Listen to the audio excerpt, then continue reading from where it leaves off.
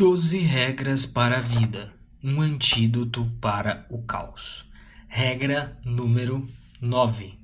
Presuma que a pessoa com quem está conversando possa saber algo que você não sabe. Oliver Talk.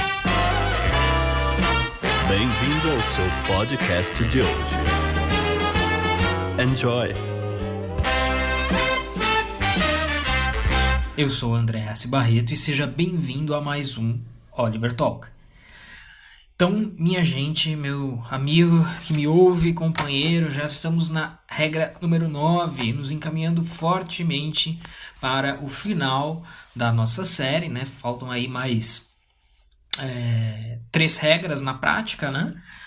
E 4 se a gente contar a de hoje. Temos já muitas novidades aí por vir, uma pequena mudança no nosso sistema de associação, com novidades aí para os futuros novos membros do Clube Oliver Talk, e também os preparativos para um curso sobre Jordan Peterson, né, que vai, portanto, e obviamente ir além da abordagem do 12 regras para a vida, que não é o Peterson intelectual, extremamente intelectualizado, né?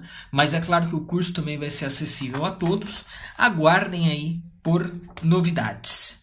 E, é claro, não se esqueçam de assinar o podcast Oliver Talk no Spotify, no iTunes, no SoundCloud e no Deezer, ou no seu aplicativo de podcast favorito da Google Play ou da Apple Store.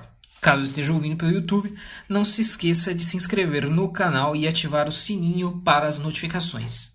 Sempre lembrando também, a gente sabe, né, estamos vivendo por um momento difícil, um momento de economia, de corte de gastos, mas para que a gente continue e possa manter o trabalho que a gente faz aqui, que eu tenho certeza que a grande maioria de vocês aproveita, é muito importante que vocês contribuam com a gente no Apoia-se. Tá? É o apoia.se/OliverTalk, e a partir de R$10, claro que todo dinheiro vale e todo dinheiro tem a sua dimensão, né? Seja de R$1 a 1 milhão, mas R$10 se couber no seu bolso. Aqueles que já cabem, a gente reforça o agradecimento, e aqueles que ainda não estão contribuindo, eventualmente puderem começar, Luciano e eu ficamos extremamente gratos. E, é claro, além da nossa gratidão, você vai ter acesso a uma série de outros benefícios e vantagens que só tendem a crescer conforme o Oliver Talk vai ganhando mais e mais corpo aí na podosfera, né? E a gente vai passar para o mundo real aí logo que essa pandemia acabar e os ânimos também se acalmarem. A gente vai fazer o podcast ao vivo, né? Que aí vai misturar conceitos, né? Palestra, podcast, etc.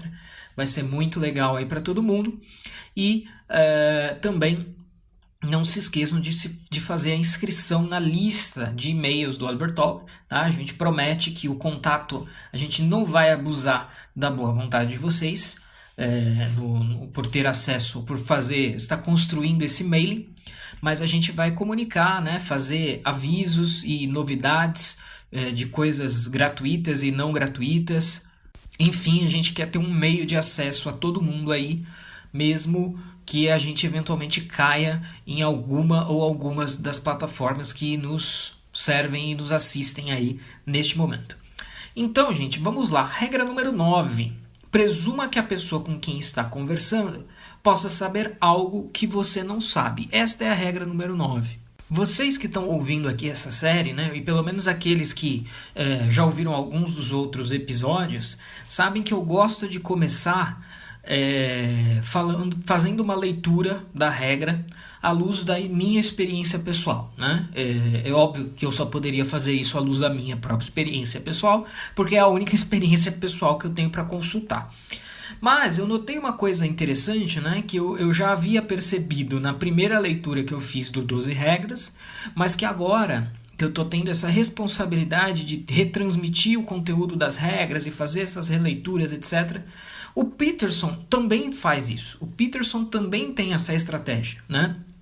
Principalmente nestas últimas regras, ele sempre abre a regra dando algum exemplo da experiência de vida, da experiência pessoal dele. né, na regra anterior e nesta regra especificamente do aspecto clínico, né, do aspecto Peterson, psicólogo clínico. Isso parece uma trivialidade, né, parece uma coisa sem maior importância, ou parece até uma coisa assim, é um clichê, né, normal, todo mundo faz isso, todo mundo começa uma explicação a partir de um exemplo, mas na verdade isso não é tão trivial assim, né, por quê?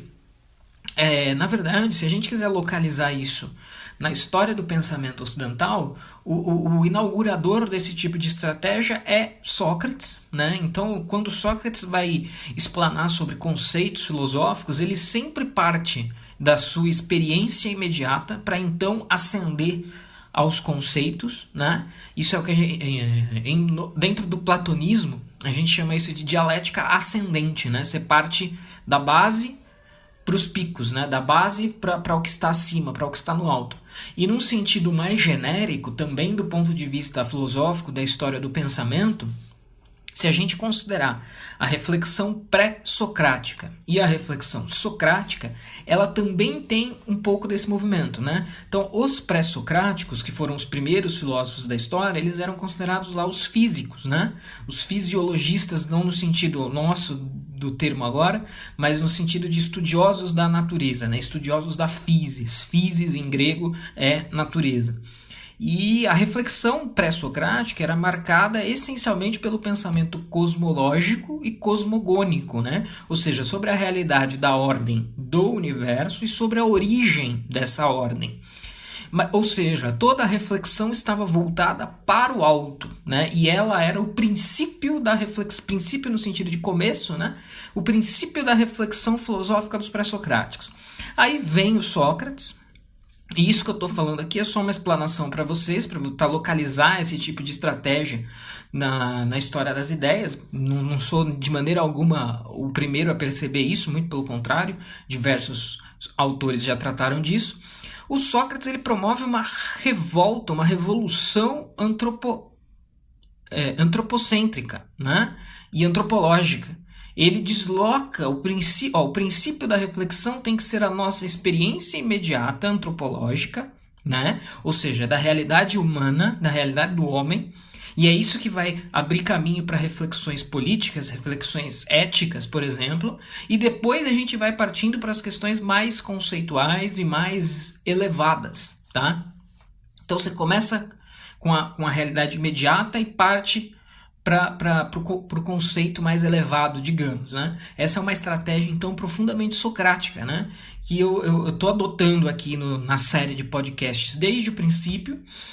Eu havia notado inconscientemente que o Peterson faz a mesma coisa, mas relendo as regras aqui de tempos em tempos para proporcionar essa série aqui para vocês, eu notei que o Peterson também é adepto dessa estratégia, né? Então é uma coisa que até dá base e dá justificativa para essa minha abordagem, né? Conforme eu já falei lá nos episódios iniciais, o objetivo aqui não é nem fazer uma leitura das regras e nem simplesmente replicar em 100% o que está dito no livro, porque para isso basta a leitura, né? Você faz a leitura e a leitura se esgota em si mesma.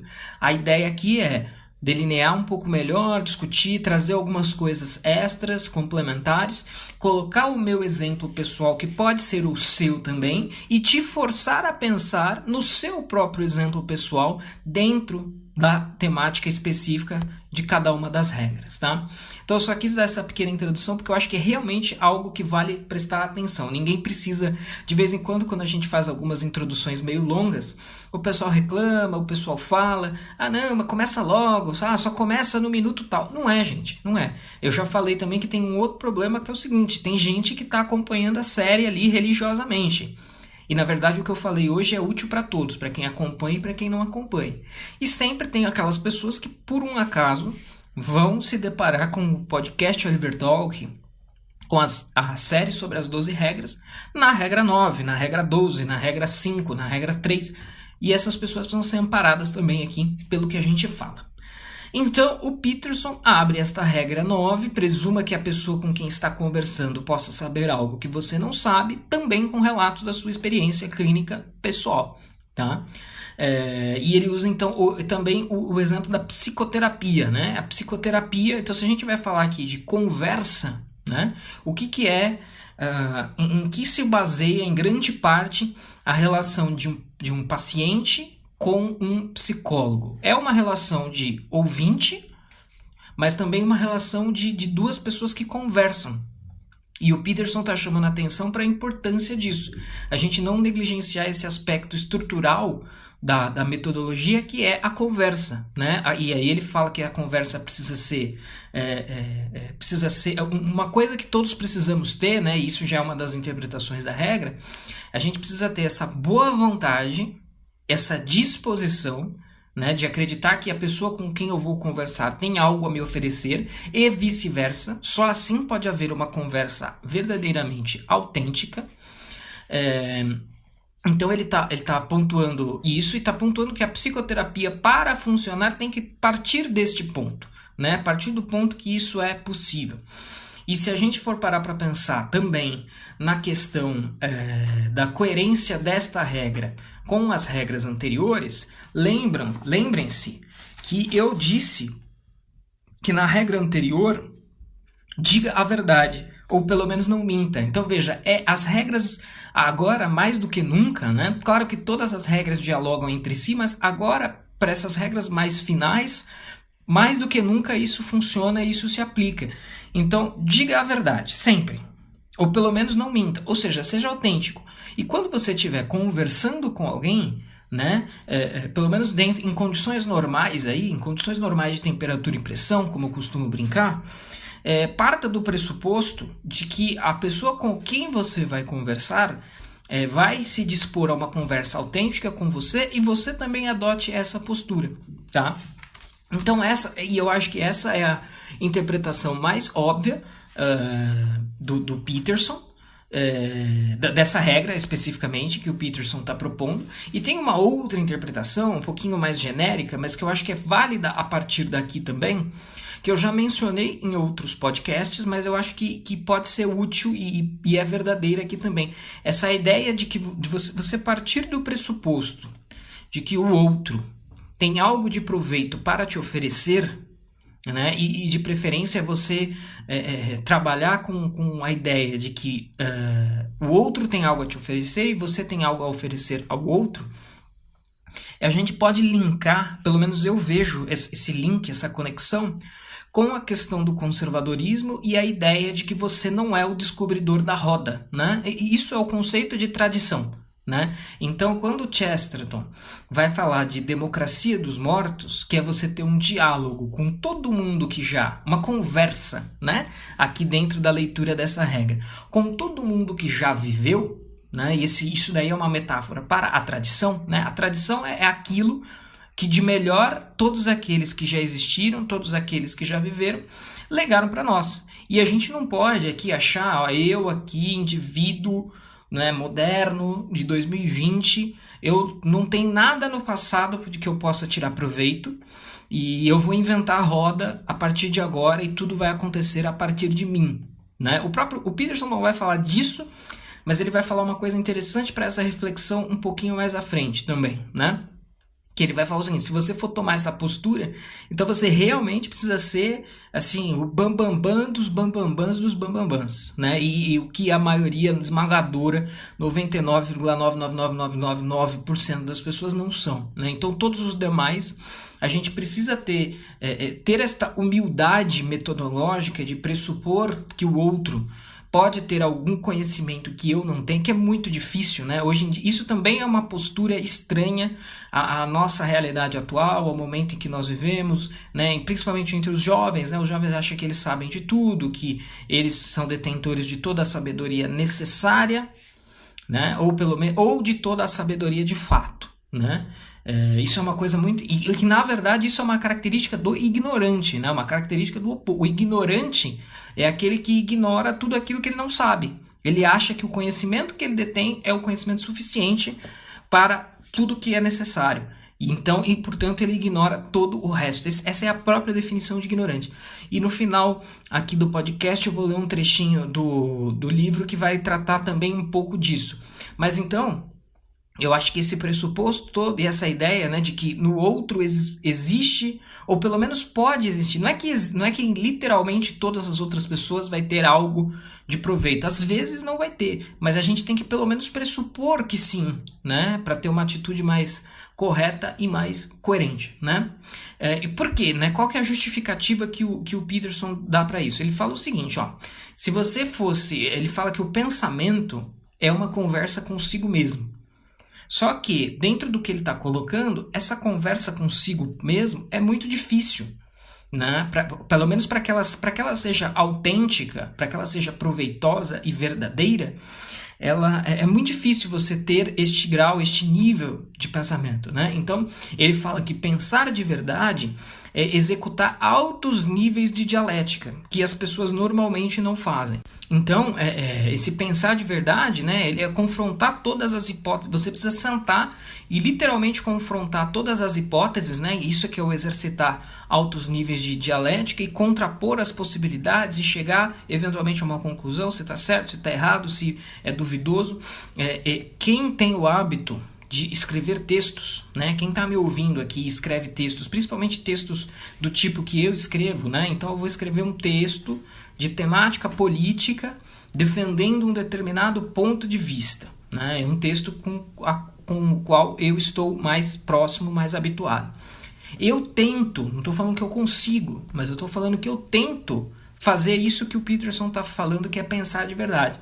Então eu vou lá escrever o argumento, eu preciso pensar nos contra-argumentos possíveis e na medida em que eu consiga antecipar estes contra-argumentos possíveis, até mesmo abordá-los no texto ou construir a argumentação ao ponto de que eles nem sejam levantados. Então, o pensar de verdade, né, e aí isso vai estar incluso ou deveria estar incluso em todo tipo de argumentação científica, acadêmica, né?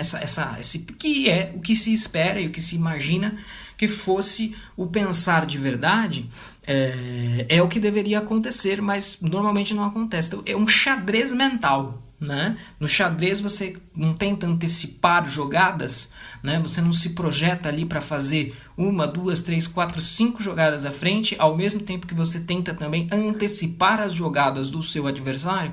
Então, o pensar de verdade seria isso. Só que o Peterson está dizendo que na prática, fazer isso sozinho é muito difícil. Então, a conversa com o outro pode ser um caminho mais curto e mais fácil para se chegar a esse resultado, né? Então, você deve, pelo menos a priori, né? E aí a priori aqui no sentido filosófico mesmo do termo, né? A priori não significa antes no tempo, a priori significa antes da experiência. Então, antes de você ir lá e conversar com a pessoa, qualquer que seja ela, é interessante que você parta do pressuposto que você pode aprender algo, né? E aí eu tenho um outro exemplo de experiência pessoal que na minha, enquanto professor menos, né? Enquanto professor menos porque eu tenho contato com professores mais velhos, com professores da mesma idade e com professores mais jovens. Mas no universo editorial do qual faço parte, a maioria esmagadora das pessoas com quem eu lido são mais velhas do que eu, né? Até de vez em quando os amigos tiram um sarro, o André tá sempre na foto, os amigos do André são todos mais velhos do que ele. Mas eu acho que eu tenho muito a ganhar tendo esse tipo de postura, né? Claro que nem sempre funciona. Às vezes acontece o que as feministas, às vezes tem um mansplaining, um gaslighting, né? Que é o sujeito tratar de maneira condescendente. Esse moleque aí, tá, falou, beleza, agora podemos ignorar e começar a falar sério. Tem um pouco disso, mas que é um efeito colateral negativo que faz parte do pacote. Mas também tem, eu preciso ter esse pressuposto de que principalmente pessoas nessa, né? Então são pessoas que estão dentro desse universo profissional que eu entrei já há algum tempo, mas ainda estou buscando e cavando, que elas podem saber algo que eu não sei. E é muito provável que elas saibam algo que eu não sei, né? Então esse é o tipo de exemplo, né? E é o tipo de situação em que é necessário realmente a gente pôr em prática essa postura, né? E aí chega ao longo da regra, né? Se caso for você versus o mundo, né? Então você pensou por si próprio, consigo mesmo, e o mundo está inteiramente errado e você que está certo. Então, e você chegou a essa conclusão a partir de um pensamento próprio, individual. Melhor que você esteja correto, então, né? E em grande parte das vezes há bom senso correto no mundo, né? Então o Peterson está falando isso. Por que você também pode ter este pressuposto? Por que você pode tomar este pressuposto? Porque existe um negócio chamado bom senso, que é um conhecimento prático acumulado ao longo do tempo, e esse conhecimento prático ele está aí presente, né? Ele está rodando a atmosfera das ideias porque ele é bom, porque ele é correto, porque ele funciona, né? Não é uma regra absoluta, né? Mas é uma coisa que dá para a gente levar em consideração, tá? E aí ele, ainda dentro da questão da experiência psicoterápica dele, ele coloca que a psicoterapia então é, ou deveria ser, duas pessoas falando verdades para si e ouvindo umas às outras. Né? Então, para que a estratégia metodológica da psicoterapia funcione, é assim que as coisas devem ser organizadas e aparecer. Né? E isso também tem a ver, né? Então veja só, se você está falando, a gente falou de dizer a verdade, ou seja, ser autêntico, agora a gente está falando de pressupor que o outro tem algo de útil a me ensinar, a me dizer, e a próxima regra, a regra 10, ela diz respeito a expressar-se corretamente, né? Seja preciso no seu discurso, é a regra número 10 mais ou menos, né? Então vejam como essas três regras, elas têm um encadeamento muito forte, né? No sentido de estarem diretamente ligadas umas às outras, e às vezes, claro que a expectativa normal e natural é que se perceba isso, com a leitura, mas às vezes isso pode passar despercebido, né? Você pode estar lendo ali, encarando a cada uma das 12 regras como coisas estanques, né? Separadas, distintas, quando na verdade elas têm um diálogo aí bem interessante entre si e de certa maneira também uma é consequência da outra, né? Então é como realmente elos de uma corrente, né? Vários elos formam uma corrente. Então a gente teria nesse livro do Peterson uma corrente de 12 elos e são de fato 12 elos conectados, né? 12 elos juntos.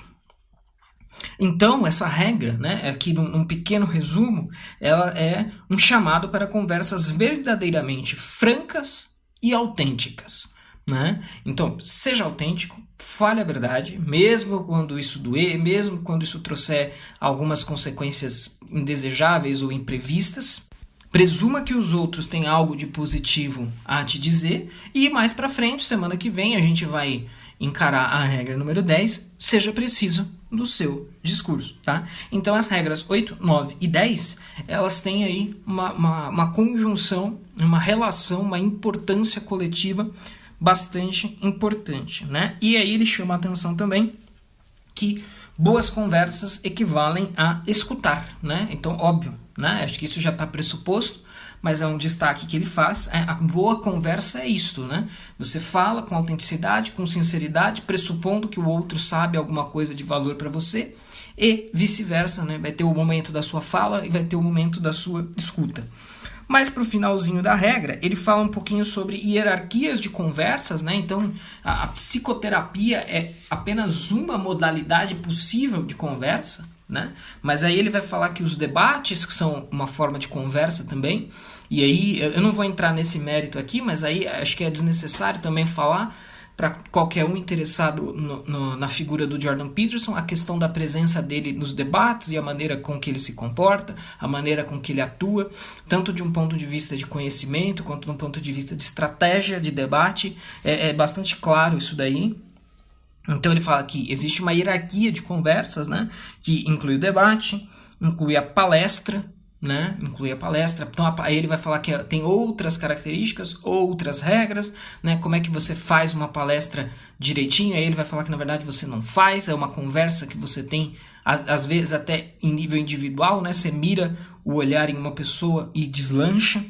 E tem também, por exemplo, no outro nível, uma conversa espirituosa entre amigos, né? Onde, por exemplo, ele vai falar que tem uma característica desse tipo de conversa, né? A conversa espirituosa entre amigos é que, eu sempre falo isso, né? Dependendo de com quem eu estou conversando, se passar alguém do lado, a pessoa vai falar, meu Deus, não acredito que esse cara ofendeu essa pessoa desta maneira. né? Só que dentro do contexto de uma conversa espirituosa entre amigos, as palavras e as coisas acabam tendo um sentido próprio ali dentro daquele contexto, em que algo que seria ofensivo fora daquele contexto não é dentro, né? Então ele fala que isso faz parte e é um aspecto importante dessa lógica do depositar confiança no outro, né? E que o outro tem algo a te dizer, que a conversa tenha essa estrutura e fale, né? A gente fale desta maneira e ouça os outros desta maneira também. Então, o Peterson disse que no fundo, a nossa imperfeição nos obriga a conversar com os outros e que a conversa é também uma maneira da gente, como todas as regras, na verdade, né? Mas a conversa é uma maneira de nós buscarmos a ordem em meio ao caos. E a gente vai organizando, né? E faz muito sentido, porque se você vai absorver um conhecimento adquirido pelo outro que você não tinha, é você que está numa situação de caos e que vai atingir ali um pouquinho mais de ordenamento na sua vida a partir daquela conversa. Esta é uma regra mais curtinha, né? Acho que o podcast nem vai ficar tão curto assim. Vai ficar com mais ou menos 30 minutos, que é mais ou menos a média, né? A gente tem variado aí entre 30 e 50 minutos, mas o Oliver Talk também já é um podcast conhecido pela sua característica dinâmica e mais curta. E aí, portanto, antes de fazer o encerramento, eu tenho aqui a citação, é uma citação, por incrível que pareça, é uma citação longa, né? Da regra 9, na página 265, 266, eu estou aqui colocando a página, vou fazer a leitura dos parágrafos, mas sempre lembrando também, em breve, os assinantes do Oliver Club vão receber um e-book baseado nas minhas anotações referentes às regras 5 a 8, tá? Então, já referentes às regras 1 a 4, isso já foi disponibilizado para os nossos queridos contribuintes, nossos queridos apoiadores, e será feito o mesmo em breve para as regras 5 a 8 e também quando terminar regras 9 a 12, esse tipo de citação vai aparecer lá por completo nesse material. O e-book das regras 5 a 8 já está redigido, já está feito, já está pronto. A gente só está esperando aí alguns processos para disponibilizar para os ouvintes, tá certo? Então, página 265, o Jordan Peterson diz o seguinte: afinal, você já sabe o que sabe, e a menos que sua vida seja perfeita, o que sabe não é suficiente. Então, isso é uma tendência normal da vida de todo mundo, né? Por isso que a gente precisa do conhecimento acumulado ao longo do tempo, que muitas vezes os outros são portadores. E aí a conversa vai ser a ponte para isso. Você continua ameaçado por doenças, auto-engano, infelicidade, maldade, traição, corrupção, dor e limitações. Você está sujeito a todas essas coisas, em última análise, porque é ignorante demais para se proteger, né? Se soubesse o suficiente, poderia ser mais saudável e honesto. Sofreria menos. Poderia reconhecer, resistir e até mesmo vencer a inveja e o mal. Não seria traído por um amigo, nem lidaria com a falsidade e desonestidade nos negócios, na política ou no amor. Entretanto, seu conhecimento atual não o tornou perfeito, nem o manteve seguro. E isso nem vai acontecer, né? Você pode melhorar muito, mas isso você não vai se livrar disso por completo jamais. Então, é insuficiente por definição. Radicalmente, fatalmente insuficiente. Então, aí eu pulo um parágrafo e vou para o próximo, que eu achei bastante pertinente, e vou para os 3, né? São os próximos. Então, eu li este, pulo um, e vou para os próximos 3 e últimos parágrafos da regra, que eu achei bastante pertinentes. Então ele diz: é como se você escutasse a si mesmo durante cada conversa, assim como escuta a outra pessoa. Você descreve como responde à nova informação transmitida por quem fala. Você relata o que aquela informação fez por você, que coisas novas podem surgir dentro de você, como mudam suas presunções e como o fazem pensar em novas questões. Você diz essas coisas diferentemente à pessoa que falou. E então elas têm o mesmo efeito sobre essa pessoa. Dessa forma, ambos se movem na direção de algo novo, mais amplo e melhor. Ambos mudam, deixando as velhas presunções morrerem, à medida que se despem de suas peles e emergem renovados. Ou seja, o efeito aí da conversa autêntica, verdadeira, sincera. Uma conversa como essa carrega o desejo pela verdade em si mesma, por parte dos dois participantes. E é isso que significa escutar e falar a verdade. É por isso que é envolvente, vital e significativo. Esse senso de significado é um sinal das partes profundas e ancestrais de seu ser. Você está onde deveria estar, com um pé na ordem e outro experimentando estendido para o caos, né? Aquilo que eu falei agora há pouco. Você está imerso no tal, seguindo o grande caminho da vida.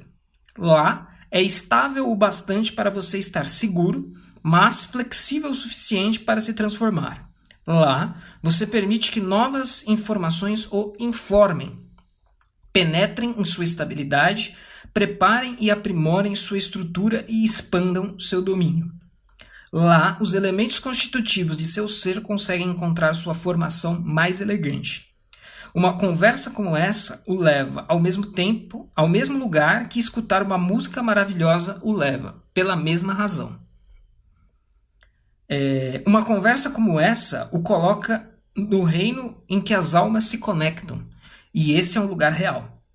Ela o deixa pensando, isso realmente é recompensador, nós realmente nos conhecemos. As máscaras caíram e os exploradores foram revelados. Portanto, escute aqueles com quem está conversando e a si mesmo. Sua sabedoria constituirá então não no conhecimento que já possui, mas na busca contínua por conhecimento, a forma mais elevada de sabedoria, que é aquela coisa clássica do Sócrates, que eu mencionei lá no início, o só sei que nada sei. Ou seja, sempre estou incompleto e sempre precisando buscar a sabedoria, porque eu nunca serei possuidor dela plenamente. É por essa razão que a sacerdotisa do oráculo de Delfos na Grécia Antiga falava de Sócrates com muita consideração, pois ele sempre buscou a verdade. Ela o descrevia como o homem mais sábio vivo, pois ele sabia que o que sabia era nada. Presuma que a pessoa com quem está conversando possa saber algo que você não sabe, né? O Peterson sempre abre e fecha com a expressão aí da regra em que a gente está tratando. Então, esta foi a regra de número 9. Né? Não se esqueçam, portanto, de prestigiar o Romanini, responsável pelas artes deste podcast, na sua loja, a Wake Up Imperium, e na sua plataforma de podcasts, a Speak Up Imperium. E siga também o Oliver Talk nas redes sociais. Estamos no Facebook e Instagram, sempre buscando por Oliver Talk, tudo junto. E também no Facebook. Não deixem de me acompanhar, me acompanhar nas redes sociais. Basta procurar por André Assi Barreto no Facebook e no Twitter. Muito obrigado e até a próxima. Oliver Talk. Este é o fim do seu podcast. Muito obrigado.